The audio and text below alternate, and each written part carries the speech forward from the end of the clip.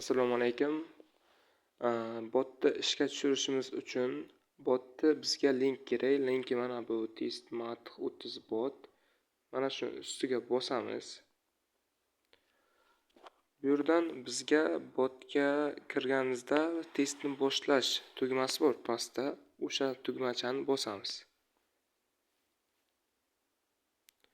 Bosgan vaqtimiz mana shunaqa oyna ochiladi.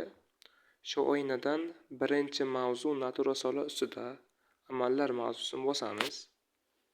Bosgan vaqtimiz mana shunaqa savollarni bizga beradi. Hammasiga masalan C javob, birinchisi C bo'lsa, C javob, ikkinchisi B bo'lsa, B javob. Shunaqa savollar 30 ta savolni belgilab bo'lgandan keyin bot orqali sizlarga nechta ishlaganlaringiz kelib chiqadi. Mana shunaqa qilib botni ishga tushirishimiz mumkin.